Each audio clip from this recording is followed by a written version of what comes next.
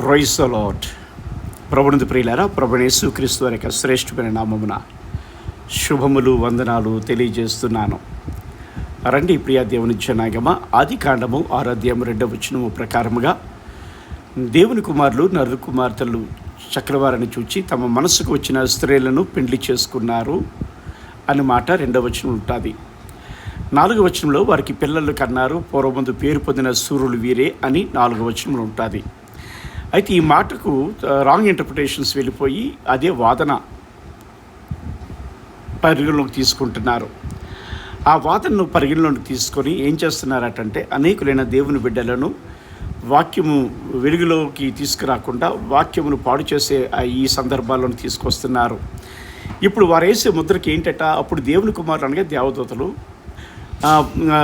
వారు పాపం చేశారు కనుక దేవదూతని దేవుడు బంధించాడు, తోసివేశాడు అన్నట్లుగా వీరు మాట్లాడుతున్నారు. కానీ వీరు మాట్లాడుతున్న ప్రకారంగా ఆలోచన చేసినట్లయితే దేవదూతలు నరులతో పెళ్లి చేసుకుని పిల్లలకి అనడం అనేది ఒక చెడు సాంప్రదాయం, బైబిల్ సాంప్రదాయం కాదు. అది బైబిల్లో కూడా లేదు. బైబిల్లో కూడా లేని ఈ సాంప్రదాయాన్ని అపోక్రిఫాల్స్ నుంచో లేకపోతే ఎవరో మనుష్య రీతిగా ఆ భావనలు తీసుకొచ్చి దీనిలో చొప్పింపచేసి ఇక ఆదికాండం 6వ అధ్యాయం 2వ వచనంలోనికి ఆ యొక్క యోబు గ్రంథంలో ఉండేటువంటి దేవదూతల సందర్భాన్ని చొప్పింపచేసి వీరు వాదిస్తూ అనేకుల్ని పాడు చేస్తున్నారు, చెడు సాంప్రదాయాన్ని విడిచిపెడుతున్నారు. అంటే ఈరోజుకి కూడా దేవదూతలు నరులతో వ్యభిచారం చేస్తూ ఉన్నారని అర్థం. ఈరోజు కూడా దేవదూతలు శరీరాలు ధరించుకొని సంసారం చేస్తారు నరుల శరీరాలతో అన్న అర్థం. దానికి బైబిల్ ఎట్టి పరిస్థితుల్లో ఒప్పుకోవట్లేదు. బైబిల్ ఆమోదించినది, బైబిల్కి ఆవలున్నది తీసుకొచ్చి బైబిల్లో పెట్టేవారు శాపగ్రస్తులు, దేవునిచ్చి వేరైపోయిన వారు వీళ్ళు. ఎందుకంటే దేవునిచ్చి వేరైపోయిన దూతలు, పడిపోయిన దూతలు దేవుని వ్యక్తిత్వానికి, సార్వభౌమాధికారానికి, దేవుని నియమానికి మచ్చ తీసుకురావడానికి ప్రయత్నించే దూతలు అవి. కనుక ఆ దూతలతో పాటుగా వాటి మధ్యలో ఉండేటువంటి వీరు కూడా ఏం చేస్తున్నారు అంటే ఆదికాండము 6వ అధ్యాయం 2వ వచనం ఉండేటువంటి దేవుని కుమారులు అనగా దేవదూతలే అని వీరు వాదిస్తూ ఛాలెంజ్లు విసురుతున్నారు. యూట్యూబ్లో అనేకమైన డిబేట్లు జరుగుతున్నాయి. గనక వీరి అవగాహన అనేది దెయ్యపు బోధ అవగాహన అని క్లియర్ చేయటానికే ఈ వీడియో చేస్తున్నాను. ఈ వీడియోలో ఒక్కొక్క కౌంటర్ గాను ఒక్కొక్క వివరణ గాను ఇస్తున్నాను. ఎవరైనా నాతో వాదించాలనుకుంటే నేను వేసిన పలానా కౌంటర్కి, పలానా వాదనకి ప్రతికూలంగా నేను చూపించిన ఆధారాలకి ఉన్నతమైన ఆధారాలు, ఎక్కువైన ఆధారాలు, అంటే నేను చూపించిన ఆధారాలకి డబల్ 2-4 అంటే రెండంతల ఆధారాలు చూపించగలిగితే వారు చెప్పినది ఆలోచించడానికి అవకాశం ఉంటుంది. కానీ అవకాశం లేదు. బైబిల్ ప్రకారంగా చూస్తే దేవదూతలు మనుషుల్ని పెళ్లి చేసుకోవడమో లేకపోతే మనుషులతో వ్యభిచారం చేయడమో, నరుల కుమారులతో వ్యభిచారం చేయడమో అనేది అవకాశం బైబిల్ ఇవ్వదు. ఎందుకంటే బైబిల్ అనేది పరిశుద్ధ గ్రంథం. దేవుడు ఏదైతే మనిషి వివాహాన్ని పరిశుద్ధ వివాహంగా ప్రతిపాదించాడో ఆయన పరిశుద్ధ నిర్ణయంని కూడా తుట్లు పొడిచినట్లుగా దేవదూతలు మనుషులు పెళ్లి చేసుకోవడం ఏంటండి? జంతువులు, పక్షులు కూడా మనుషులు పెళ్లి చేసుకుంటాయా? వీటికి శరీరాలు ఉన్నాయి, కానీ దేవదూతలకి శరీరాలు లేవు. అయితే పెళ్లి చేసుకుంటే అది దైవిక నియమమా? అపరిశుద్ధ నియమం అది. కనుక వీరు దేవుని బోధన ప్రక్కన పెట్టి దెయ్యపు బోధన తీసుకొస్తున్నారు. కనుక వారికి ముగింపుగా ఈ మాటలు తెలియజేస్తున్నాను. రండి, వారి మొదటి వాదన ఏంటంటే దేవుని కుమారులు దేవదూతలు అనేది వారి మొదటి వాదన. వాది యొక్క మొదటి వాదన, మొదటి ప్రతిపాదన, వాది యొక్క మొదటి ప్రతిపాదన. ఎవరైతే ఇలా వాదిస్తున్నారో వారు దేవుని కుమారులు అనగా దేవదూతలే అని వారు వాదిస్తూ వస్తున్నారు. వారికి ఉండే ఆధారాలు ఏంటంట అంటే 7 ఆధారాలు వారికి ఉన్నాయి. అవి కూడా 7 కూడా సరైనవా అంటే సరైనవి కాదు. రాంగ్ ఇంటర్ప్రిటేషన్స్, రాంగ్ కాంటెక్స్ట్స్ అది. కనుక 7 ఆధారాలని తీసుకొచ్చి ఆ యొక్క 7 ప్రదేశాలని ఆధారాలు అనుకొని వాటిని తీసుకొచ్చి ఆదికాండము 6వ అధ్యాయం 2వ వచనంలో చొప్పింపచేసి ఎక్కడుండే దేవుని కుమారులు దేవదూతలే అని ప్రతివాదనలు చేస్తూ వీరు రెచ్చిపోతున్న తీరును చూస్తే చాలా బాధ అనిపిస్తుంది. కనుక వీరు ఎవరటంటే దెయ్యపు బోధ కలిగిన వారు. దెయ్యాలు సంసారం చేస్తాయనేది బైబిల్ ఒప్పుకోదు. కానీ వీరు ఆ బోధను చొప్పింపజేసి దేవుని సన్నిధి ఉండే రక్షణ పోగొట్టుకుంటున్నారు. వీరు సాతాను వాదులాగా ప్రతివాది లేకపోతే అపవాది సాతాను వాదుల్లాగా వీరు కూడా తయారవుతున్నారు. రండి చూద్దాం మనం. ఆదికాండము ఇక్కడ పెద్దగా చేస్తున్నాను చూడండి. ఆదికాండము 6వ అధ్యాయం 2వ వచనంలోనున్న దేవుని కుమారులు దేవదూతలు అనటానికి యోబు గ్రంథం 1వ అధ్యాయం 6వ వచనం, 2వ అధ్యాయం 1వ వచనం, 4వ అధ్యాయం 18వ వచనం, యోధా పత్రిక 6వ వచనం, పేతురు రాసిన 2వ పత్రిక 2:4 వచనాలు, యోబు గ్రంథం 38:7 వచనాలలో బెనేయి హా ఎలోహీం అనే మాట వాడబడింది లేక వ్రాయబడింది. కనుక ఆ బెనేయి హా ఎలోహీం అనేది దేవదూతలకు రాయబడింది. దేవదూతలకు రాయబడిన ఆ మాట ఇక్కడ ఆ నరుల కుమార్తెలు దేవుని కుమారులు అన్న దగ్గర దేవుని కుమారులకి ప్రత్యామ్నాయంగా రాయబడిన మాట ఇక ఆదికాండం 6వ అధ్యాయం 2వ వచనం. కనుక దేవదూతలు అంటే ఎవరట అంటే దేవుని కుమారులని బైబిల్లో 7 దగ్గరలు రాయబడ్డది అని ఈ వాక్యాధారాలు చూపిస్తూ ఉన్నారు. కానీ ఈ వాక్యాధారాలు ఎంతవరకు సరైనవి అంటే రాంగ్ ఇంటర్ప్రిటేషన్స్ అనేది వేదాంతపు నీడలో వేదాంతపు వక్ర భాషలో మనకి నిర్ధారణ అవుతుంది. కనుక నేను వీరి వాదన ఏంటంటే దేవుని కుమారులు దేవదూతలు నరులను పెళ్లి చేసుకున్నారనేది వీరి వాదన. నేనంటాను దేవుని దూతలు దేవుని కుమారులు కాలేరు. ఇది నా మొదటి ప్రతిపాదన. కనుక దేవుని కుమారులు లేకపోతే దేవదూతలు దేవుని కుమారులు కాలేరు అనేది నా ప్రతిపాదన అనగా ప్రతివాదినైన నేను, నా పేరు రెవరెండ్ డాక్టర్ రాజు కిల్లాడా. ప్రతివాది యొక్క అభ్యంతరములు అంటే నా అభ్యంతరములు ఏంటంటే వారి మొదటి వాదన ఏంటంట, దేవదూతలే దేవుని కుమారులు కనుక దేవదూతల కుమారులు పెళ్లి చేసుకున్నారంటే చేసుకొని పిల్లలకి అన్నారు అన్నట్లది వారి మొదటి ప్రతిపాదన. కనుక నేను దానికి విరుగుడుగా ఆదికాండము 6వ అధ్యాయం 2వ వచనంలోనున్న దేవుని కుమారులు అంటే బెనేయి హా ఎలోహీం అన్న మాట ఇక్కడ చూస్తాం. అనువారు దేవదూతలు కాదు. ఇంకొక విషయం ప్రియులారా మీరు గమనించండి, వారి మాటల్లో బెనా ఎలోహీం అంటారు. వారు దేవుని వాక్యాన్ని వక్రీకరించేవారు అంటానికి ఇది ఒక నిదర్శనం. అక్కడ వ్రాయబడింది ఏంటో చూడరు. బెనా ఎలోహీం అంట. బెనా ఎలోహీం ఏంటి? బెనా ఎలోహీం అనేది కాదు. బెన్ అంటే కుమారుడు, హ అంటే ఎలోహీం అంటే దేవుని కుమారుడు. మరి బెనేయి అంటే ఏంటంట అంటే కుమారులు బహువచనం. బెనేయి హ ఎలోహీం అనే మాట బహువచనం. కనుక జాగ్రత్తగా మనం ఈ వేదాంత వక్ర భాషను పరిశీలన చేయాలి. దయచేసి విన్నవారు కూడా శ్రద్ధను పాటించండి. ఒంటరిగా ఏకాంతంగా ఉండి ఇక వాక్యం వినండి. అంతేగాని ఏదో ఉందాలే అనుకుని వినకండి. దాన్ని బట్టి మీకు అర్థం కాకపోవచ్చు. అంత మాత్రం కాదు కానీ దెయ్యపు ఆత్మలు దురాత్మలు మిమ్మల్ని ప్రక్కకి వైదొలిగించవచ్చు. కనుక ఎంత మాత్రం కూడా శ్రద్ధ పాటించండి. ప్రార్థనాపూర్వకంగా ఈ వాదన వినండి.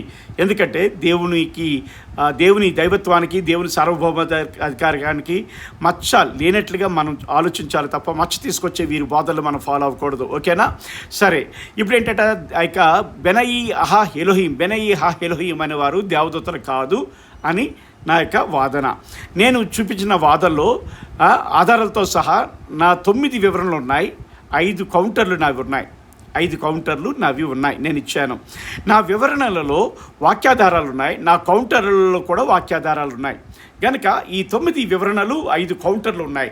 ఎవరైనా ఒకవేళ పాస్టర్ రెవరెండ్ డాక్టర్ రాజు కిల్లాడా గారు మీరు చెప్పినవి తప్పండి అంటే ఏ వివరణం బట్టి నువ్వు తప్పని చెప్తున్నావు అది తీసుకురావాలి నా దగ్గరికి. ఈ వివరణ కాదండి అంటే దానికి హీబ్రూ వేదాంతపు వక్ర భాష నీడలో 2 ఆధారాలు నాకు చూపిస్తేనే నువ్వు చెప్పిన దానికి బలము చేకూర్చబడుతుంది. కానీ అవకాశం అయితే లేదు. హీబ్రూ వివరణ లేకపోతే హీబ్రూ పదజాలము లేకపోతే హీబ్రూ వక్ర భాష్యం అనేది వేరు వాటిని సపోర్ట్ చేయదు. ఓకేనా?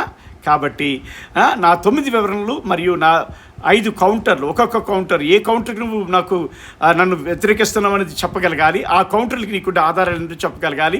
నేను ఇచ్చిన కౌంటర్లలో ఆ కౌంటర్ యొక్క ఆధారాలకి 2 ఆధారాలు నువ్వు చూపించగలగాలి. లేకపోతే నీ వాదనకు బలం ఉండదు. జాగ్రత్త. రెవరెండ్ డాక్టర్ రాజు కిల్లాడాతో వాదనకు రావటానికి తెగించే ధైర్యం చేయకండి. ఓకేనా? ఇది ధైర్యంగా చెప్తున్న మాట. నా వివరణలో వాక్యాధారాలు ఉన్నాయి. నా కౌంటర్లో కూడా వాక్యాధారాలు ఉన్నాయి.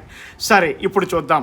ఈ 9 వివరణలో మొదటి వివరణ దేనికి అంటే దేవదూతలు దేవుని కుమారులు కాదు, లేకపోతే దేవుని కుమారులు దేవదూతలు కాలేరు దేవదూతలు కాదు, దేవదూతలు కాలేరు దేవుని కుమారులుగా అనేది నా యొక్క ప్రతివాదన. వారి వాదనకు నా ప్రతివాదనకు ఆధారం ఏంటంటే 1వ వివరణ అంటే ఆది కాండంలో మానవులైన దేవుని కుమారుల కొరకు వ్రాయబడింది. మానవులైన నరులైన దేవుని కుమారుల కొరకు రాయబడింది. ఇక్కడ రాయబడింది అనడానికి నేను ఇస్తున్న వివరణ ఏంటంటే, ఇక అవ్వమ్మ కయీనుని కన్నప్పుడు యెహోవా దయ వలన నేను ఒక మనుషుని సంపాదించుకున్నాను అన్నది. అదే షేతుని కంటున్నప్పుడు ఏమన్నదంటే, యెహోవా హేబేలుకి ప్రతిగా మరొక జనాంగాన్ని నియమించాడు. అంటే నియమింపబడిన జనాంగంలో హేబేలు ఉన్నాడు కనుక హేబేలుకి ప్రతిగా దేవుడు మరొక జనాంగాన్ని నియమించాడు అని చెప్పింది. ఇక్కడ కేటగరైజేషన్ కనబడుతుంది. కానీ ఈ నియమించబడిన తర్వాత 5వ అధ్యాయం 1వ వచనంలో ఏమన్నాడు? దేవుడు తన పోలిక చొప్పున లేకపోతే తన స్వరూపమందు ఆదాముని కన్నాడు అన్నట్లుగా చెప్తాడు. ఆ తర్వాత చూస్తే షేతుని కన్నప్పుడు కూడా ఆదాము తన పోలిక చొప్పున తన స్వరూపమందు షేతుని కన్నాడని చెప్తాడు. కానీ మధ్యలో కయ్యను గురించి మాటలు లేవు. అంటే ఇక్కడ దేవుని కుమారులు అనగా నియమించబడిన దేవుడి చేత నియమించబడిన జనాంగము దేవుని కుమారులు అన్నది ఇక్కడ క్లియర్. ఈ కాంటెక్స్ట్లో బెనేయి హా ఎలోహిం అంటే దేవుని కుమారులు అని వ్రాయబడ్డది ఈ కాంటెక్స్ట్లో అన్నమాట. కనుక ఈ బెనేయి హా ఎలోహిం అన్నది కొన్ని కాంటెక్స్ట్లో దేవదూతలకు వ్రాయబడ్డాది, మరికొన్ని కాంటెక్స్ట్లో ఇక న్యాయాధిపతులకు లేకపోతే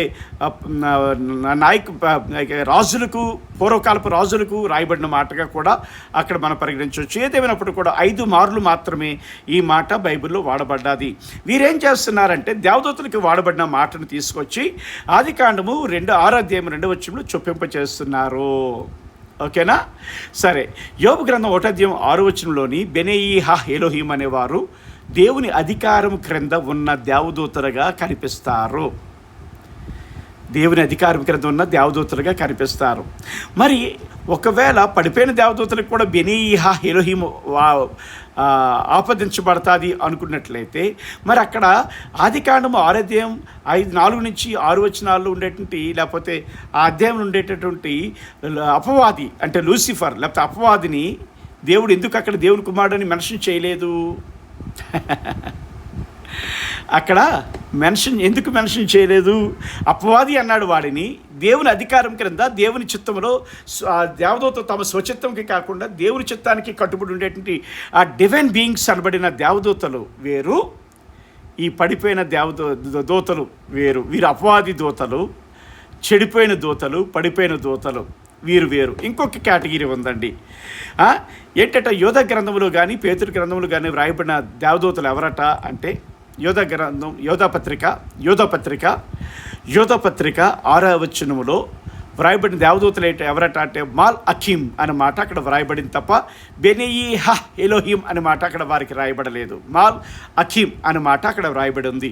కనుక ఆ కేటగిరీ వేరే, దేవదూతల కేటగిరీ వేరే, డివైన్ బీయింగ్స్గా బిరుదు కలిగిన దూతలు వేరే, తర్వాత పడిపోయిన దూతలు వేరే. కనుక 3 కేటగిరీస్ మనకు కనబడతాయి. దేవుని సన్నిధిలో దేవుని అధికారం క్రింద దేవుని చిత్తములో ఉండేటిని దేవదూతలు వేరే, దేవుని చిత్తం కాకుండా వారి స్వచిత్తములో దేవుని అధికారం క్రింద కాకుండా వారి సాతాన్ అధికారంలో ఉండేటిని దేవదూతలు వేరే, పడిపోయిన దేవదూతలు ఎర్రర్ కలిగిన దేవదూతలు అంటే చెడు కలిగిన దేవదూతలు, బంధించబడిన దేవదూతలు నిత్యపాశములతో బంధించబడ్డారు, వారు బయటికి రాలేరు, తీర్పు వరకు కూడా రాలేరు, ఆ దేవదూతలు వేరే. కనుక ఈ 3 కేటగిరీలో దేవుని అధికారం క్రింద ఉండే దేవదూతలకు మాత్రమే బెనేయి హా ఎలోహిం అనే బిరుదుగా వ్రాయబడ్డది. కానీ వారు నిజానికి దేవుని కుమారులు కాలేరు. ఓకేనా? దానికి కూడా చూద్దాం మనం. సరే, ఇది నా మొదటి వివరణలో మరి కాస్త ముందుకు వెళ్తున్నాను. మరొక కారణం ఏంటంటే 5 ప్రదేశాల్లో మాత్రమే బెనేయి హా ఎలోహిం అన్నమాట వ్రాయబడింది. మిగిలిన ప్రదేశాల్లో దూతలు లేకపోతే దేవదూతలని వ్రాయబడిన దగ్గరల్లా ఎందుకు బెనేయి హా ఎలోహిం అనే మాట వ్రాయబడలేదు అన్నది నా ప్రశ్న నా మొదటి వివరణలో. ఓకే, ఎందుకు వ్రాయబడలేదంటే అవి బెనేయి హా ఎలోహింకి అర్హత లేనివి. అవి ఎవరు అర్హత కలిగిన వారు? దేవుని అధికారం క్రింద, దేవుని చిత్తం క్రింద, దేవుని ఎట్లా భయభక్తులు కలిగి ఉండేటువంటి డివైన్ బీయింగ్స్ అన్నటువంటి ఆ దేవదూతలు మాత్రం అధికారం కలిగిన వారు తప్ప అపవాది అని యోబు గ్రంథం 1వ అధ్యాయంలో రాయబడిన అపవాదికి ఇది వర్తించదు. ఆ యొక్క నిత్యపాశములతో బంధింపబడిన దూతలకి కూడా వర్తించబడదు. అందుకే అక్కడ ఆ దేవదూతలకైతే మాల్ అఖీమ్ అని రాశాడు, ఇక సాతానికైతే అపవాది అని రాశాడు, కానీ దేవుని కుమారులను వ్రాయబడలేదు అనేది మీరు నా మొదటి వివరణలో గుర్తుంచుకోవలసింది. నా రెండవ వివరణ చూస్తే బెనయి హా ఎలోహిం ఎవరు అనేది హీబ్రూలో మనం లోతుకి పరిశీలన చేసి తీసుకొస్తే ఏముందటంటే డిపెండింగ్ ఆన్ కాంటెక్స్ట్ అని ఉంది. దట్ మీనింగ్ బెనయి హా ఎలోహిం అనే word and meaning depending on context అని వారు నిర్వచించారు. కనుక దేవుని కుమారులు అంటే బెనయి హా ఎలోహిం అనేవారు ఒకటో ఏం చెప్తున్నారు అక్కడ అంటే దేవుని ముందు కనిపించే ఆధ్యాత్మిక జీవులను లేక దేవదూతలను సూచిస్తుంది. ఈ సంబంధము ఈ పదబంధము యోబు 2:1 లేకపోతే 38:7 కూడా మనం చూడగలము. వారు సృష్టిని చూసి ఆనందించి వారిలో కూడా కనబడతారు మనకి. సరే, బెనయి హా ఎలోహిం ఆర్ అంటే ఈ మాట ఎలా ఇంటర్ప్రిట్ చేయబడ్డదంటే బెనయి హా ఎలోహిం are interpreted as either divine beings or godly descendants or rulers or kings అని చెప్పచ్చు కూడా. రూలర్స్ని కింగ్స్ ఇక్కడ హీబ్రూలో no single interpretation is universally accepted and Jewish tradition holds multiple possibilities. Jewish tradition interpretations ఎట్లా ఉంటాయంటే ఒక్కొక్క దానికి మల్టిపుల్ ఇంటర్ప్రిటేషన్స్ని పాసిబిలిటీస్ కనబడతాయి. ఎందుకంటే అవి ఆయా సందర్భాల్లో వ్రాయబడిన వాటికి ఆ పాసిబిలిటీస్ని ఆపాదిస్తాయి, ఆ అర్థాలు ఆపాదిస్తాయి.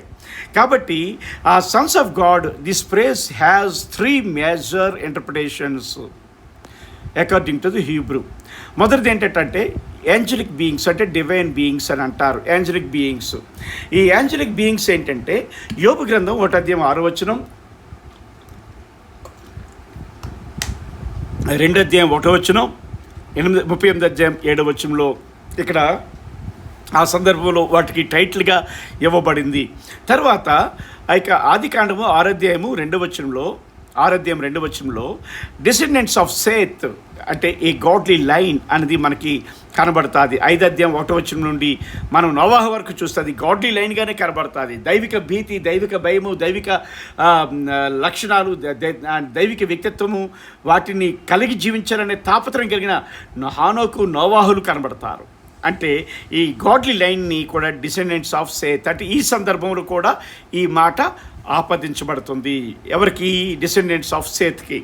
తర్వాత మూడోది ఏంటంటే పవర్ఫుల్ రూలర్స్ ఆర్ కింగ్స్ అంటే ancient Jewish and rabbinic traditions వారు ఉపయోగించింది ఎవరికి? రాజులకి, లేకపోతే పవర్ఫుల్ రూలర్స్కి, చక్రవర్తులకి దేవుళ్ళు అని మాట వ్రాయబడుతుంది. కనుక ఉదాహరణకి జడ్జెస్ కూడా వ్రాయబడుతుంది. ఉదాహరణకి మీకు అర్థమవటానికి మన కోర్టులో కాదు, ప్రపంచ దేశాల్లో జడ్జి గారు వచ్చినప్పుడు, కోర్టులోనికి జడ్జి గారు వచ్చినప్పుడు అందరూ లేచి నిలబడి దండాలు పెడతారు, నమస్కారం చేస్తారు. కారణం ఏంటంటే వారు డివైన్ బీయింగ్స్గా వారు పేర్కొనబడతారు కాబట్టి. కనుక దేవుడు వారిలో ఉండి జడ్జిమెంట్ ఇస్తాడు, దేవుడు నియమించాడు వారిని, కనుక దేవుడు వారిలో ఉండి జడ్జిమెంట్ ఇస్తాడు అనే ఉద్దేశంతో ఆ జడ్జెస్ని కూడా దేవుని కుమారులుగానే పరిగణిస్తారు. కనుక ఇక్కడ 3 ఇంటర్ప్రిటేషన్స్ ఉన్నాయి. కానీ ఇప్పుడు డిసెండెంట్స్ ఆఫ్ సేత్ అన్న దగ్గర చూస్తే 6:2 కానీ 5 కానీ 4 కానీ ఇక్కడ 7 కానీ 8 కానీ దేవదూతలు ఎక్కడా కనబడరు. ఎందుకు కనబడరు అంటే వారు లేరు అక్కడ, వారి దేవదూతలు కారు. ఆ డిసెండెంట్స్ ఆఫ్ సేత్నే దేవుని కుమారులనే ఆ గాడ్లీ లైనేజ్ని చెప్పి అక్కడ ఆదికాండము 6:2 దేవుని కుమారులు ద సన్స్ ఆఫ్ గాడ్ అని మాట వాడబడ్డది. కనుక ఈ సందర్భంలో ఇది వాడబడితే అక్కడ యోబు గ్రంథ సందర్భంలో అవి వాడబడ్డాయి. ఈ రోలర్స్, కింగ్స్, జడ్జెస్, న్యాయాధిపతుల గ్రంథాల్లో కూడా లేకపోతే దేవతల మధ్య ఆయన సంచరిస్తున్నట్లుగా ఆ రీతిగా కనబడుతుంది. కాబట్టి ఈ 3 సందర్భాల్లో ఒకదానికొకటి లేదు. ఇక్కడ సేతు డిసెండెంట్స్ని తీసుకెళ్ళి అక్కడ యోబు గ్రంథంలో చొప్పించకూడదు, చొప్పించడానికి అవకాశం లేదు. యోబు గ్రంథంలో దేవదూతలు తీసుకొచ్చి సేతు వంశం అనబడిన ఈ సందర్భంలో చొప్పించడానికి కూడా బైబిల్ కానీ హీబ్రూ విధానం కానీ అంగీకరించదు. కాబట్టి ఆదికాండము 6:2 4 వాడబడిన దేవుని కుమారులు ఎవరట అంటే సేతు వంశము అనేది అక్కడ తర్వాత చూద్దాం. ఇక్కడ వీరిని కాదనడానికి మనకుండే బలమైన ఆధారాలు మనం చూస్తాం. తర్వాత నా 3వ వివరణ నా 3వ వివరణ ఏంటట? నా 3వ వివరణ అంటే యోబు గ్రంథం 4:18 దేవదూతలను వ్రాయబడ్డది. దేవదూతలను వ్రాయబడిన దానికి అక్కడ బెనేయి హా ఎలోహీం అనే మాట వ్రాయబడలేదు. కానీ వీళ్ళు ఏం చెప్తున్నారు? యోబు గ్రంథం 4:18 వచ్చిన కూడా దేవదూతలు అక్కడ దేవుని కుమారులను రాయబడ్డది అన్నట్లు మాట్లాడుతున్నారు. అక్కడ దేవుని కుమారులను రాయబడలేదు. ఏం రాయబడ్డదట? ఊ వెహ్ మాల్ హకీం మాల్ అఖీవ్ అని రాయబడ్డది. ఊ వెహ్ మాల్ అఖీవ్ అని మాట రాయబడ్డది. ఊ అంటే ఎండ్, ఇవేమన్నా ఎండే. మాల్ మాల్ మాలఖవ్ అనే మాట కూడా దేవదూతలు అంటే హీజ్ ఏంజల్స్. అఖ్ అంటే ఏంజల్స్, అఖ్ అంటే ఏంజల్, ఆవ్ అంటే ఏంజల్స్ అంటే ఎవరు? హిజ్ ఏంజల్స్ అని అర్థం. పొజిటివ్ ప్రొనౌన్ అక్కడ ఆవ్ అనేది కలపబడ్డది. కాబట్టి మాలఖవ్ అంటే హిజ్ ఏంజల్స్ అని అర్థం అనేది ఇక్కడ మనం చూస్తున్నాం. ఫ్రమ్ మాలక్ మీనింగ్ ఏంటట? ఏంజల్స్. ఇక్కడ చూడండి, చూపిస్తున్నాను మీకు. ఏంజల్స్ అండ్ ఆర్ మెసెంజర్స్ అన్నమాట. ఈ మలాకీ గ్రంథం 1:1 చూసిన మనుషులు అనబడిన మధ్యవర్తిని కూడా ఆపాదించబడ్డది. మాలఖవ్ అనేది దేవదూతలకు మాత్రమే కాదు, న్యాయాధిపతులకే మాత్రం కాదు, మనుషులకి కూడా ఆపాదించబడ్డది అక్కడ మాలఖవ్ అన్నమాట. కాబట్టి ఒక్కదానికే పరిగణలో తీసుకోకూడదు. మరి ఎలా తీసుకోవాలని అంటే ఆయా సందర్భాన్ని బట్టి, ఆయా సీక్వెన్స్ని బట్టి, అక్కడ వ్రాయబడిన మాటను బట్టి మనం తీసుకోవాలి. అలా తీసుకుంటే ఆ దేవుని కుమారులు అన్నమాట శ్వేతవంశానికి వర్తిస్తుంది. ద హీబ్రూ వర్డ్ ఊ వే మాలఖవ్ can be broken down as follows అని ఇక్కడ ఇలాగ అర్థాలు ఇచ్చాను. ఏంటట? ఊ అంటే ఎండ్, తర్వాత వే అంటే another conjunction meaning and some times used for phonetic reasons కూడా ఉన్నాయంట దానికి. తర్వాత మాల్ అఖవ్ అంటే డెరైవ్డ్ ఫ్రమ్ మాల్ అఖ్ అంటే మాలక్ అనే ఏకవచనం నుంచి అది తీయబడ్డదంట. మీనింగ్ ఏంటంటే ఏంజల్ ఆర్ మెసెంజర్. ఈ మెసెంజర్ అనేది కూడా the av ending indicates possessive pronoun అంట, పొజిషన్ అంటది. Meaning his angels or his messengers అని అర్థం. మీనింగ్ అండ్ హిజ్ ఏంజల్స్ ఓ వే ఆల్ అఖ్యవ్ అనే మాట and his angels and his messengers అనేది కూడా వర్తిస్తుంది. అది కనుక ప్రియమేట్ వలరా నా మొదటి వాదనలో నా 3 రీజన్స్లో కూడా మీకు కంప్లీట్ వివరణ, 3 వివరణలో కూడా కంప్లీట్ నిర్వచనం అనేది మీకు ఇచ్చేస్తాను. ఏంటంటే మాల్ అఖావ్ అనేది వేరే, బెనేయి హా ఎలోహీం అన్నది వేరే, అపవాది అంటే దురాత్మలు ఆత్మలు యేసు ప్రభువు మరి కాస్త అడుగు ముందుకేసి దెయ్యపు ఏమన్నారు భూతములకు అని అన్నారు. యేసు ప్రభువు మరి అడుగు ముందు వేసి గనుక అక్కడ వివరణ అయిపోయింది. ఇప్పుడు వారికి నా మొదటి కౌంటర్, యేసుక్రీస్తు మాట మరియు ప్రభు అవగాహన తప్పు అని వీరు అక్కడ దేవదూతలే దేవుని కుమారులు అని వాదిస్తున్నారా?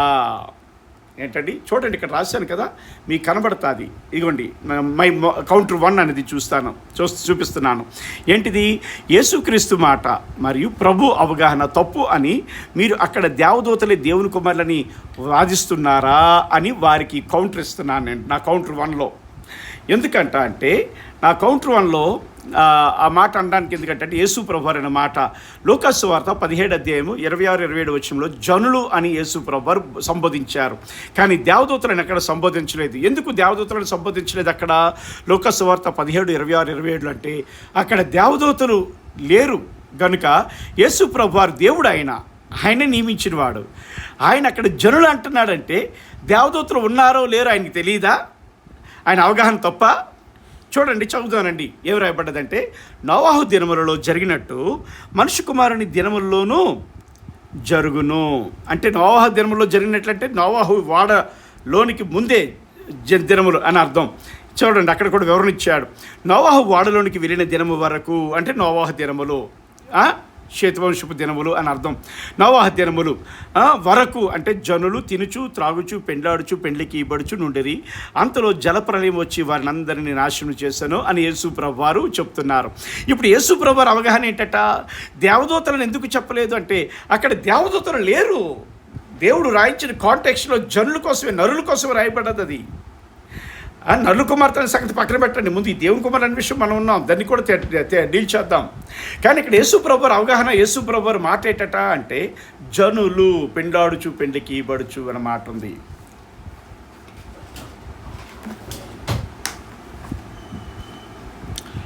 జనులు పెండ్లాడుచు పెండ్లికి ఇవ్వడుచు, పెండ్లాడుచు పెండ్లికి ఇవ్వడుచు అనే మాట ఉంది. అంటే యేసు ప్రభువారి మాట మరియు ప్రభు యొక్క అవగాహన తప్పు అని వీరు దేవదూతలే దేవుని కుమారులను వాదిస్తున్నారా అని మనం ఆలోచన చేయొచ్చు. కనుక ప్రియ దేవుని జనాంగమా, యేసు ప్రభువారి మాట వినాలా, వీరి మాట వినాలా? యేసు ప్రభువారి బోధన ప్రక్కన పెట్టి దెయ్యపు బోధన తీసుకొస్తున్న వీరి మాట వినాలా మనము? యేసు ప్రభువారి అవగాహన కోసం ఫాలో అవ్వాలా మనం? ఇక్కడ నోవహు దినముల్లో ఏంటట అంటే దేవుని కుమారులు అనగా నరులు లేక జనులు వారు పెండ్లికి ఇవ్వబడతారు, పెండ్లి చేసుకుంటూ ఉంటారు. కానీ అక్కడ దేవదూతలు వచ్చి పెండ్లి చేసుకున్నారని వీరు వాదిస్తున్న వాదన యేసుక్రీస్తు ప్రభువారు ఆ వాదనను సపోర్ట్ చేయట్లేదు. కనుక నోవాహు దినములో జరిగినట్లు మనుష్య కుమారి దినములో జరిగిన ఏంటంటది, నోవాహు వాడలోనికి వెళ్ళిన దినం వరకు జనులు తినుచు త్రాగుచు పెండ్లాడుచు పెండ్లికి ఇవ్వబడుచు నుండి. ఎవరికి సంబంధించింది పెండ్లి అంటే మనుషులకి సంబంధించింది మాత్రమే. ఇది యేసు ప్రభువారి అవగాహన. మరొక యేసు ప్రభువారి మాట చెప్తాను చూడండి. మత్తయి సువార్త 22:30లో పునరుద్ధానమందు ఎవరినూ పెండ్లి చేసుకున్నారు, పెండ్లికి ఇవ్వబడరు, వారు పరలోకమందున్న దూతల వలె ఉందురు అనే మాట ఉంది. అంటే అర్థం ఏంటంటే దూతల వలె అంటే దూతలకి పెండ్లి లేదు, పెండ్లి నియమం లేదు.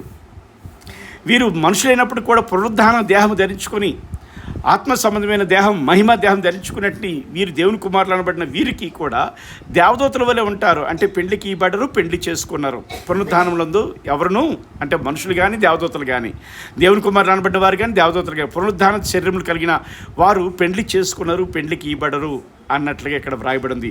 వారు ఎలాగుంటారంటే పరలోకమందున్న దూతల వలె ఉందురు. పరలోకమందున దేవుని కంట్రోల్ ఉండేటి దూతల వలె అంటే దూతలకి పెండ్లి లేదు, పెండ్లి నియమము లేదు, ఎందుకంటే న్యూట్రల్. యేసు ప్రభువు అంటున్న మాట అక్కడ జనులు అంటున్నారు, ఇక్కడ దూతలు పెండ్లికి ఇవ్వబడరు, పెండ్లి చేసుకున్న బడరు కనుక దేవదూతలు ఎవరు ఉంటారు అని విషయం అనేది తెలియజేస్తున్నారు యేసు ప్రభువారు. కనుక యేసు ప్రభువారి అవగాహన ఏంటట అంటే దేవదూతలు అనబడిన వారికి పెండ్లి ఉండదు, సంసారం ఉండదు అని అర్థమవుతుంది. ఇక్కడ ఆదికాండము 6:2 నోవాహు వాడలోనికి వెళ్ళిన దినం వరకు జనులు తినుచు త్రాగుచు పెండ్లాడుచు పెండ్లికి ఇవ్వబడుచు అన్నమాట జనులకు సంబంధించింది తప్ప దేవదూతలకి సంబంధించినది కాదు అని యేసు ప్రభువారు అవగాహన చెప్తుంటే వీరేం చేస్తున్నారు, దేవుని కుమారులు దేవదూతలే కనుక దేవదూతలు పెళ్లి చేసుకున్నారు అని ఇప్పుడు ఈ బోధకులు బోధిస్తున్న వీరు దెయ్యపు బోధ చేస్తున్నవారు. ఎవరైనా కావచ్చు, ఎంత పెద్దవారైనా ఎంత చిన్నవారైనా కావచ్చు, నాకు అనవసరం. యేసు ప్రభువారు చెప్పిన మాట వినాలా, వీరు చెప్పిన మాట వినాలా? యేసుక్రీస్తు మాట మరియు ప్రభు అవగాహన తప్ప, వీరి అవగాహన రైటా? వీరి అవగాహన ఫాలో అయిన వారు నరకానికి వెళ్తారు. యేసు ప్రభువారి యొక్క అవగాహన, యేసు ప్రభువారి యొక్క మాటను ఫాలో అయిన వారు మాత్రమే మోక్షానికి వస్తారు అనేది జ్ఞాపకం చేసుకోండి. కనుక ఇక్కడ దేవదూతలకు లైంగికత్వానికి అవకాశమే లేనట్లు యేసు ప్రభువారు చెప్తున్నారు. ఏమని? పెండ్లి చేసుకున్న పునరుద్ధానం మంది ఎవరిని పెండ్లి చేసుకున్నారు, పెండ్లికి ఇవ్వబడరు, వారు పరలోకమందు ఉన్న దూతల వలె ఉందురు అనే మాట ఉంది. అంటే ఇక్కడ దేవదూతలకు లైంగికత్వానికి అవకాశమే లేనట్లు యేసు ప్రభువారు ఉద్ఘాటిస్తున్నారు ఈ మాటతో. మత్తయి సువార్త 22:30లో ఇక్కడ దేవదూతలకు అవకాశం లేదు అని వారు చెప్తుంటే వీరేంటి దేవదూతలకు లైంగిక సామర్థ్యం ఉంటుంది అంటారేంటి? వీళ్ళు ఎవరు? ఈ దెయ్యపు బోధ కలిగిన వారు. కనుక దెయ్యపు బోధ కలిగిన వారు నరకానికి ప్రయాణిస్తున్నారు. వీరి మాట వినాలా లేకపోతే యేసుక్రీస్తు మాట వినాలా? మీరు యేసుక్రీస్తు చెప్పిన బోధను బోధించారు, కానీ వీరు దెయ్యపు బోధను బోధిస్తూ ఉంటారు. పేరుకి గొర్రెతోలు కప్పుకున్న గొర్రె చర్మం కప్పుకున్న తోడేళ్ళు గా కనబడుతున్నారు. యేసుక్రీస్తు చెప్పిన బోధలు ఒక పక్క చిన్నగా చెప్తుంటారు, ఇటు దెయ్య బోధలు కూడా చెప్తుంటారు. అంటే ఇప్పుడు వీరు రెండు రకాల విధానాలు కలిగిన వారు. రండి నా రెండవ కౌంటర్కి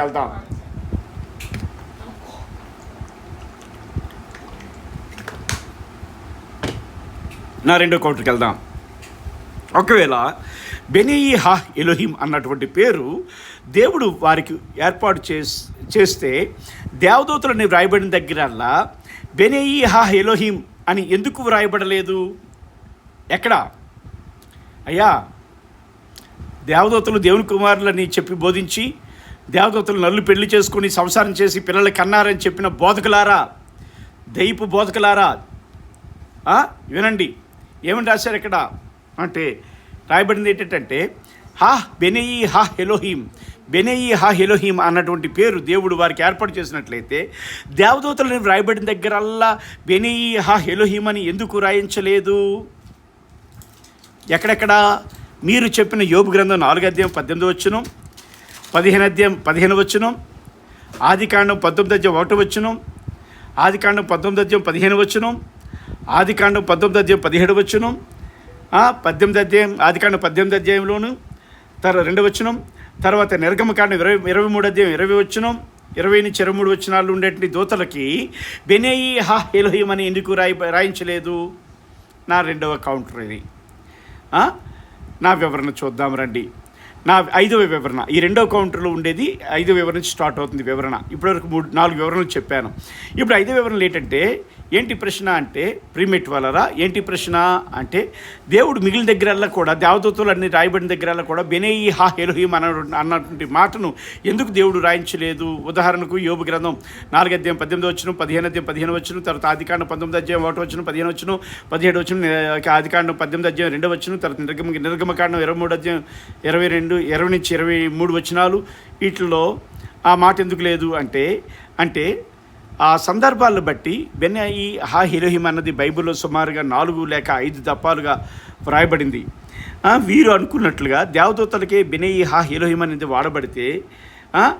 వాడబడితే ఏంటట ఆ ఉన్న దగ్గరల్లా కూడా వ్రాయబడి ఉండాలి కదా అన్నమాట నా యొక్క 5వ కౌంటర్గా రాశాను. అయితే ప్రియ దేవుని జనాంగమా, ఇక్కడ చూస్తే దానిలో ఉదాహరణకు ఇవి చూద్దాం.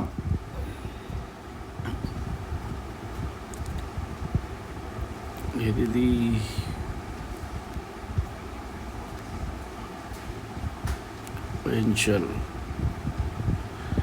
సరే, అది ఆ వివరణలో ఉండేది ఆదికాండం యోబు గ్రంథం 4:18 కూడా వ్రాయబడిన మాట మాలఖావ్ అని వ్రాయబడింది అని చెప్పుకున్నా. అది ఏంజల్స్ కానీ ఇందాకలో చూసాం మనం. కాబట్టి ప్రీమేట్ వాళ్ళరా అది ఆ వివరణలో వచ్చేస్తుంది. 6వ నా వివరణలో కౌంటర్గా ఉంది, కానీ ఇది కౌంటర్ కాదు, వివరణే. ఈ వివరణలో 4:8 యోబు గ్రంథం 4:18 ఉండేటువంటి దేవదూతలకి మాల్ అఖావ్ అంటే హిజ్ హ్యాంజర్స్ అని మాట రాశాడు. మాల్ అఖావ్ కానీ బెనెయి హా ఎలోహిం అని రాయలేదు.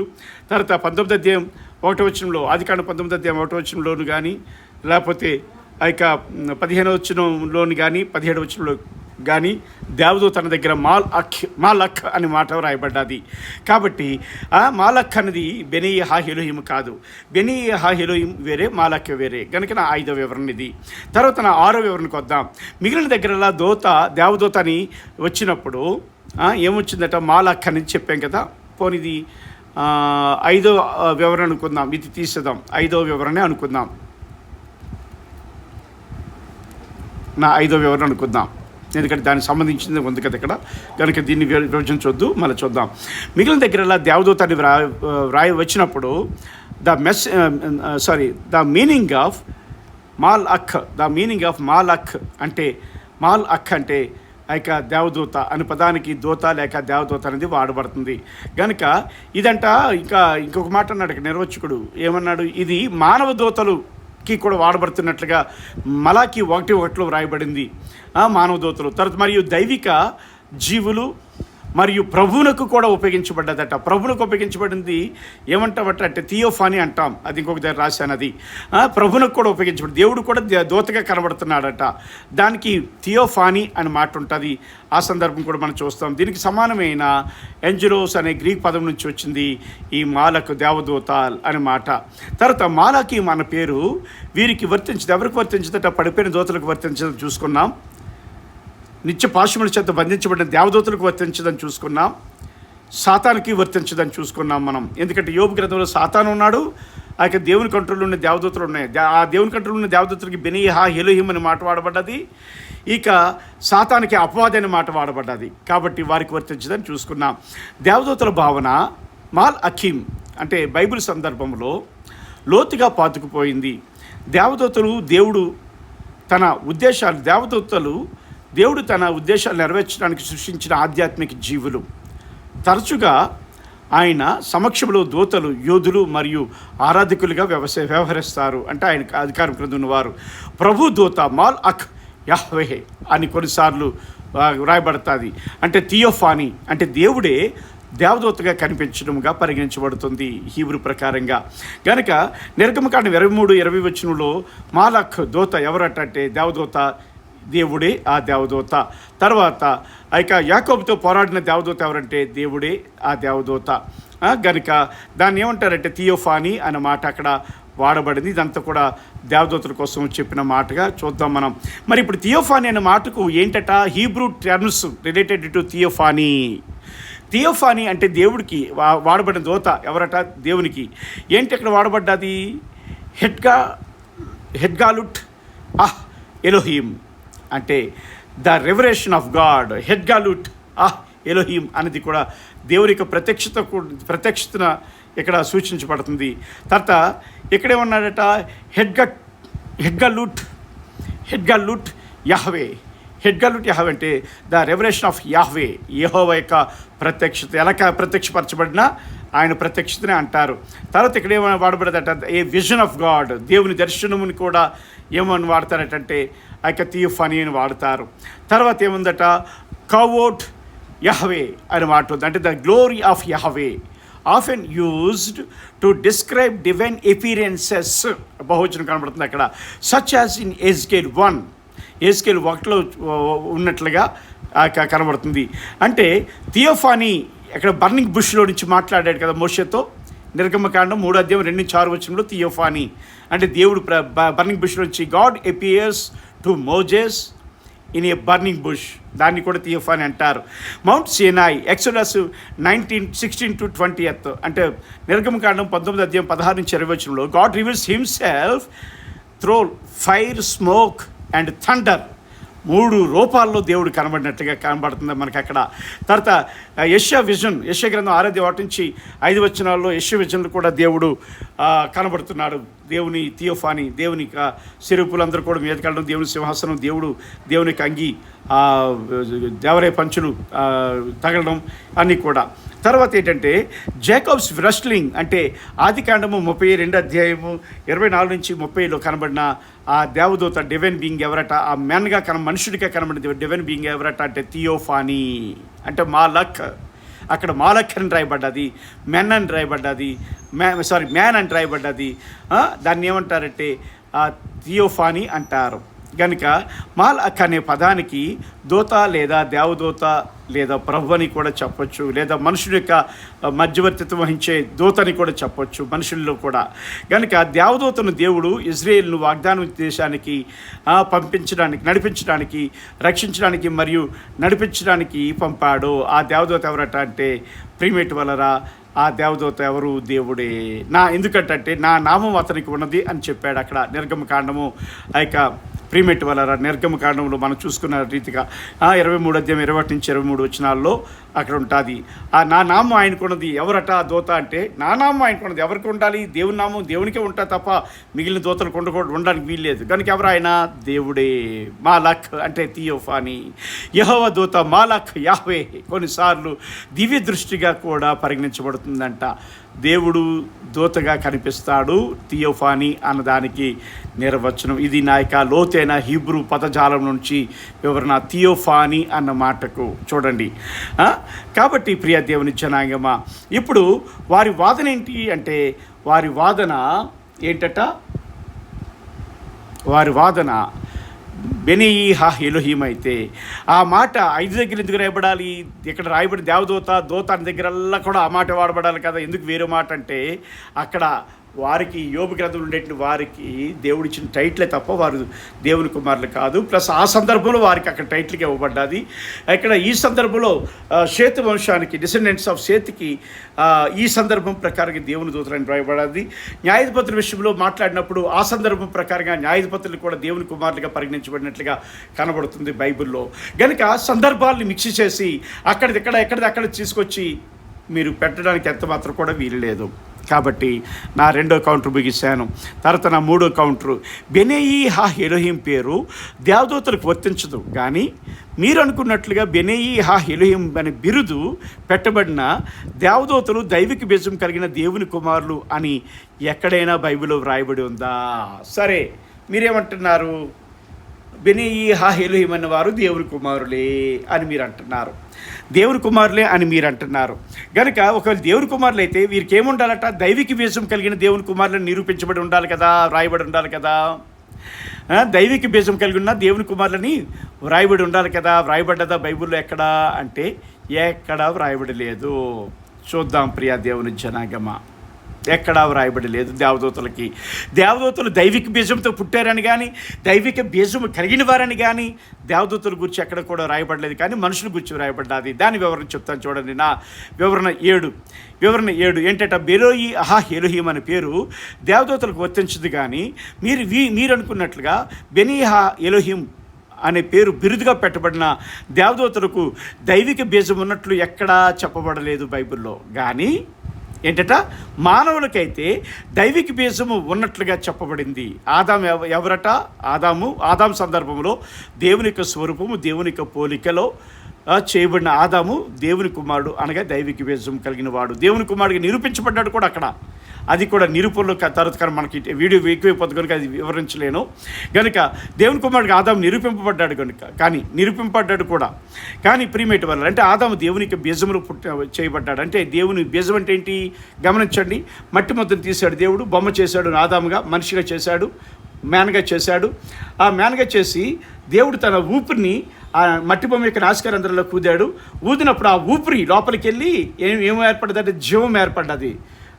జీవించు ప్రాణయ్యాడు ఆదాము. అంటే అర్థం ఏంటట, దేవుని యొక్క బీజములో చేయబడ్డాడు. అంటే అందుకే దేవునికి బీజం కలిగినవాడు, దేవుని పోలిక, దేవుని స్వరూపం కలిగినవాడు ఆదాము, దేవుని కుమారుడు అని లోకాసువార్తలు కూడా చెప్పారు.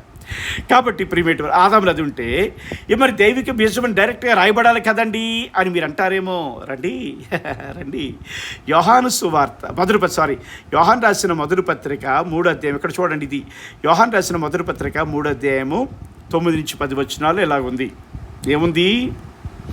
దేవుని మూలంగా పుట్టిన ప్రతి వానిలో ఆయన బీజము నిలుచును గనుక వాడు పాపము చేయడు, వాడు దేవుని మూలంగా పుట్టినవాడు గనుక పాపము చేయజాలడు. ఏమన్నాడు ఎక్కడ?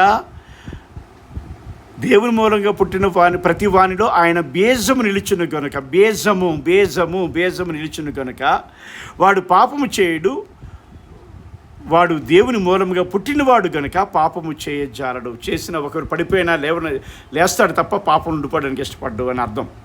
కాబట్టి ఇక్కడ ఏముందట, మనుషులకి ఆదాముకి అక్కడ దేవుని మూలంగా పుట్టిన వారికి అనే ఈ బీజం అంటే ఎవరట? దేవుని కుమారులు మాత్రమే దేవుని మూలంగా పుట్టినవారు, మానవులు మాత్రమే దేవుని మూలంగా పుట్టినవారు. కనుక దైవిక బీజం అనేది దేవదూతలో లేదు. మీరు అనుకున్నట్లు బెనేయి హా ఎలోహిం అనే టైటిల్ ఉపయోగించుకొని దేవుని కుమారులను డిసైడ్ చేయడానికి మీకు అధికారం లేదు. ఎందుకు అధికారం లేదంటే దేవుని బీజము వారిలో లేదు, దేవదూతలు ఎక్కడ కూడా లేదు. కాబట్టి వారు దేవదూతలు దేవుని కుమారులు కాదు. నా 5వ కౌంటర్లో ఏంటట, ఒకసారి కౌంటర్లన్నీ చూసేద్దాం. ప్రీమేట్ వల్ల నా యొక్క మొదటి కౌంటర్లో యేసుక్రీస్తు మాట మరియు ప్రభు అవగాహన తప్పు అని మీరు ఇక్కడ దేవదూతలే దేవుని కుమారుని వాదిస్తున్నారా అని అన్నాను. యేసుక్రీస్తు వాదనలో అవగాహనలు ఏంటట, జనులు దేవదూతలకి పెండ్లి చేసుకోవడానికి నియమాలు ఉండవు అని మాట రాశారు. కనుక ఇక్కడ వాడబడిన మాట అంటే నోవహు దినములు ఉండేటువంటి దేవుని కుమారులు నల్లు కుమార్తెలతో పోయినప్పుడు పిల్లకన్నారే, ఈ దేవుని కుమారులు దేవదూతలు కారు. కనుక ఎందుకంటే ఇక్కడ యేసు ప్రభువారు చెప్పారు, పెళ్లికి ఇవ్వరు, పెళ్లి చేసుకుంటారు, అందరూ దేవదూతల వల్ల ఉంటారని కూడా ఇక్కడ మరొక వచనంలో మత్తయి సువార్త 22:30 కూడా వ్రాయబడింది. కనుక నా మొదటి కౌంటర్లో ఆ దేవదూతలు దేవుని కుమారులు కారు అన్నది. మీరు అనుకున్నట్లుగా ఒకవేళ నా రెండో కౌంటర్లు కూడా ఏంటంటే దేవదూతలు అనేది బెనెయి హా ఎలోహిం అనేటువంటి పేరు దేవదూతలు రాయబడితే మిగిలిన దగ్గరలో కూడా రాయబడాలి కదా. మీరు చూపించిన ఈ యోబు గ్రంథంలో కానీ లేకపోతే ఆది కాండంలో కానీ 18వ అధ్యాయంలో కానీ నిర్గమకాండంలో కానీ దేవదూతలను రాయబడిన దగ్గరల్లా కూడా ఎందుకు రాయబడలేదు అంటే వారు దేవుని కుమారులు కాదు కనుక అన్నింటిలో రాయబడలేదు. వాటికి మాల్ అఖ్ అనే బిరుదు పేరు పెట్టబడ్డది దేవదూతలుగా అనేది చూసాం. తర్వాత మాల్ అఖీం అనేది దేవదూతలు అయితే, మాలక్ అనేది దేవదూత అయితే, మాలక్గా దేవుడు కనబడిన ప్రతిదాన్ని కూడా ఏమన్నారని చెప్పానంటే నా వివరణలో థియోఫానీ అని కూడా చెప్పాను నా కౌంటర్లో. తర్వాత నెక్స్ట్ కౌంటర్ ఏం చూసామట 3 కౌంటర్లు అంటే దైవిక బీజము వీరిలో లేదు దేవదూతల్లో. దైవిక బీజం ఉన్నదని బైబిల్ ఎక్కడా వ్రాయబడలేదు. దైవిక బీజం వల్ల పుట్టినవారు కాదు. కానీ ఇక్కడ ఏమంటాడు ఒక ఆయన, పేరు వద్దులేండి, పేరు వస్తే ఏదో అనుకుంటారు వారి అరే పెద్దలు అనుకుంటారు. ఏమంటాడు తెలుసండి, దైవిక బీజ విషయంలో ఒకవేళ దేవుని కుమారులు దేవదూతలు కాకపోతే మరి దేవదూతలకి తండ్రి ఎవరో చెప్పాలి అని బుద్ధిహీనమైన ప్రశ్న వేస్తున్నాడు.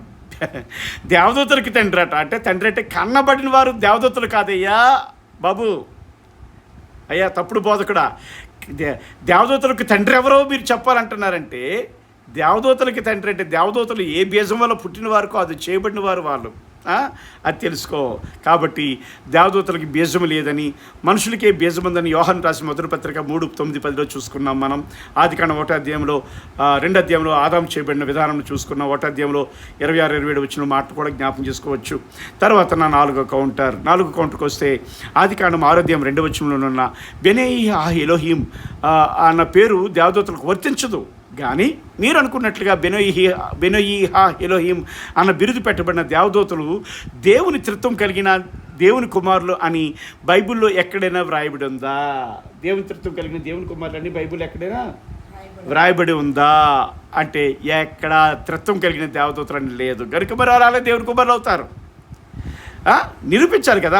అక్కడ బెనేయి ఎలోహిం రాయబడ్డాది కనుకనే దేవుని కుమారులు అంటే దేవదూతలే అనే మీ తప్పుడు అవగాహనకు నిరూపణ కూడా కావాలి కదా. అక్కడ దైవిక బీజం లేదు, దేవుని యొక్క త్రిత్వం లేదు. అలాగని చెప్పి మొదటిగా మనం చూసుకున్నట్లుగా దేవదూతలని రాయబడిన దగ్గరల్లా, ఆత్మలని రాయబడిన దగ్గరల్లా, భూతములని రాయబడిన దగ్గరల్లా, స్పిరిట్స్ అని రాయబడిన దగ్గరల్లా బెనెయి హేలోయిం అనే మాట కూడా లేదు. కాబట్టి మీ వాదన తప్పు. కాబట్టి ఇక్కడ చూస్తే దేవుని త్రిత్వం దేవదూతల్లో ఉందా, దేవుని కుమారులు అయితే ఒకవేళ అని రాయబడి ఉంది ఎక్కడంటే ఎక్కడా వ్రాయబడి లేదు. ఎక్కడ దేవుని త్రిత్వము దేవదూతలు ఉన్నట్లు కానీ ఎక్కడా వ్రాయబడలేదు. కానీ మానవుల్లో దేవుని త్రిత్వం ఉన్నట్లు రాయబడి ఉంది. ఎందుకంటే ఆదికాండం 1వ అధ్యాయం 26-27 వచనాలు, కీర్తనల గ్రంథం 8వ కీర్తన 1-7 వచనాల్లో కూడా ఏముందంటే దేవుని కంటే కొంచెం తక్కువగా చేయబడి ఉన్నామని అక్కడ మాట ఉంటే, ఇక్కడ దేవుని యొక్క స్వరూపము, దేవుని పోలిక, దేవునికి త్రిత్వములో చేయబడినట్లుగా అక్కడ వ్రాయబడి ఉంది. కనుక నా యొక్క 4వ కౌంటర్ ప్రకారంగా చూస్తే ఏంటట లేదు, వారిలో దేవదూతల్లో దేవునికి త్రిత్వం అనేది వ్రాయబడి లేదు. 5వ కౌంటర్ ఆదికాండము 6వ అధ్యాయం 2వ వచనంలో ఉన్న బెనెయి ఎలోహిం అనే పేరు దేవదూతలకు వర్తించదు. కానీ మీరు అనుకున్నట్లుగా బెనెయి ఎలోహిం అనే బిరుదు పెట్టబడిన దేవదూతలు కానీ, పడిపోయిన దూతలు కానీ, బంధింపబడిన దేవదూతలు కానీ దైవిక కుమారత్వపు వారసత్వం కలిగిన వారని బైబిల్లో ఎక్కడైనా వ్రాయబడి ఉందా? ఇక కుమారత్వపు వారసత్వం కలిగిన వారని ఎవరికి? మీరు అనుకున్నట్లుగా బెనెయి ఎలోహిం అని రాయబడిన దేవదూతలకు కానీ, పడిపోయిన దూతలకు కానీ, లేకపోతే పరలోకం ముందు ఉన్న దూతలకు కానీ ఎవరికైనా దైవిక కుమారత్వ వారసత్వం అనేది కలిగిన వారిని బైబిల్ ఎక్కడైనా రాయబడి ఉందంటే ఎక్కడా లేదు, ఎక్కడా కూడా లేదు. ఎక్కడ నా కౌంటర్లో నా 9వ వివరణ ఏంటట, ఎక్కడ దైవిక కుమారత్వం కలిగిన వారని రాయబడలేదు. దానికి వాక్యాధారాలు చూపిస్తాను రండి. హెబ్రీయులకు రాసిన పత్రిక 1వ అధ్యాయం 5వ వచనంలో ఆయన నాకు కుమారుడయుండును అనియు ఆ దూతలలో ఎవరితోనైనా ఎప్పుడైనా చెప్పానా అని దేవుడే వ్రాయించాడు. అంటే ఆయన నా కుమారుడే ఉండునని దూతల్లో ఎవరితోనైనా ఎప్పుడైనా చెప్పాడంటే అర్థం ఏంటంటే దేవదూతల్ని కుమారులుగా ఒప్పుకున్నట్లుగా ఎక్కడైనా రాయబడి ఉందా? ఎక్కడ దేవుడు చెప్పలేదు, రాయబడలేదు. ఓకే.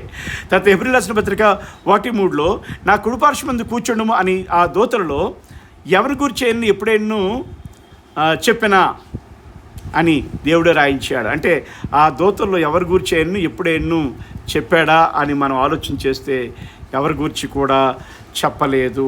దేవదూతల గురించి మాత్రం నా కుడి పరిశుద్ధ కూర్చుండని మాట చెప్పలేదు. తర్వాత కుమారత్వపు వారసత్వం దేవదూతలకు లేదు కనుకనే ఆయన చెప్పలేదు. తర్వాత హెబ్రీయులకు రాసిన పత్రిక 2వ అధ్యాయం 5వ వచనంలో ఆ రాబో లోకమును ఆయన దూతలకు లోపరచలేదు అన్నాడు. అంటే వారసత్వం లేనప్పుడు వారికి ఎందుకు లోపరుస్తాడు? అది ఆస్తి పంపకాలు పనులకి ఎవరు, పిల్లలకి ఇస్తారు. కానీ పనోడు ఎవరు? ఈ దేవదూతలను బట్టి వారు పనులు.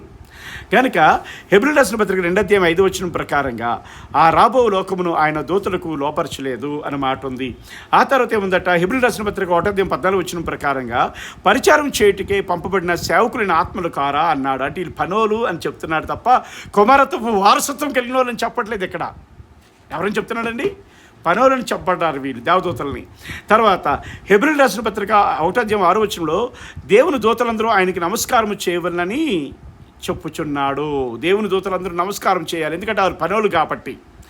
దేవుని దూతలందరూ ఆయనకు, దేవుని కుమారునికి నమస్కారం చేయాలి, పనోలు కాబట్టి. కానీ వారు వారసులు కారు. తర్వాత యోహాను సువార్త 8:35 చూస్తే దాసుడు ఎల్లప్పుడూ ఇంటిలో నివాసం చేయడు, కుమారుడు ఎల్లప్పుడూ నివాసం చేయను. కనుక వీళ్ళు దాసులే కాబట్టి కుమారులు కాదు, దేవదూతలు. హెబ్రీయులకు రాసిన పత్రిక 1:2 ఆయన ఆ కుమారుని సమస్తమునకు వారసునిగా నియమించాడని మాట ఉంది. కానీ దేవదూతలు ఎవరినైనా వారసునిగా నియమించాడా బైబిల్ ప్రకారంగా అంటే ప్రీమేట్ వలరా ఎక్కడా నియమించబడలేదు. గనుక ఇదేంటట, దేవుని కుమారులు ఎవరట, దేవదూతలు అనే వారి వాదనకు నా 5 కౌంటర్లు ఉన్నాయి. ఏంటది? మొదటిది, దేవదూతలు అన్న దగ్గరల్లా కూడా బెనీహా హీరోహిం ఎందుకు రాయబడలేదు? రెండవ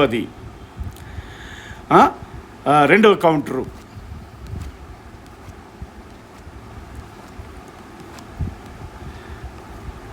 నా రెండవ కౌంటరు ఏంటట, దేవదూతలు రాయబడిన దగ్గరలా ఎందుకు రాయబడలేదు? మొదటి కౌంటరు, యేసు ప్రభు వారి మాట వినాలా, మీ మాట వినాలా? యేసు ప్రభు వారికి అవగాహన తప్ప మీ అవగాహన రైటా అనేది నా మొదటి కౌంటరు. రెండో కౌంటర్ ఏంటంటే దేవదూతలు అన్న దగ్గరల్లో కూడా రాయబడి ఉండాలి కదా, రాయబడి లేదు. కనుక మొదటి కౌంటర్ వివరణ కాంటెక్స్ట్ ప్రకారంగా ఇక్కడ దేవుని కుమారులు అన్నది షేతు వంశపు కుమారులకు వ్రాయబడింది ఈ సందర్భంలో. అలాగే 5 సందర్భాలు ఉండేటువంటి వారిని బట్టి ఇక్కడ రాయబడ్డదని హీబ్రూ రచయితలు చెప్పారని కూడా మీకు చెప్పాను. తర్వాత నా మూడో కౌంటరు ఏంటట అంటే, నా మూడో కౌంటరు, ఒకవేళ దేవదూతలు దేవుని కుమారులు అయితే వారిలో ఏముందట, దేవుని దైవిక బీజం కలిగిన వారని బైబిల్లో ఎక్కడైనా రాయబడి ఉందా? దేవదూతలు దేవుని కుమారులు అయితే దైవిక బీజం కలిగి ఉండాలి, కానీ ఎక్కడ దైవిక బీజం కలిగి ఉన్నారు దేవదూతలని ఎక్కడ బైబిల్లో రాయబడలేదు. కనుక దేవదూతలు దేవుని కుమారులు కారు. తర్వాత దేవదూతలు దేవుని కుమారులు అయితే దేవునికి త్రిత్వం కలిగిన వారని బైబిల్ ఎక్కడైనా రాయబడి ఉందా అంటే దేవునికి దైవిక త్రిత్వం కలిగిన వారని దేవదూతల గురించి ఎక్కడ రాయబడలేదు. కనుకనే దేవదూతలు దేవుని కుమారులు కారు. నా 5వ కౌంటరు, దేవదూతలు దేవుని కుమారులు అయితే దేవదూతలకి దైవిక కుమారత్వ వారసత్వం ఉందని బైబిల్ ఎక్కడైనా వ్రాయబడి ఉందంటే ఎక్కడా లేదు. నా 5వ కౌంటర్లో ఎక్కడా కుమారత్వపు ఆ యొక్క వారసత్వం అనేది లేదు అనేది అక్కడ రాశాం.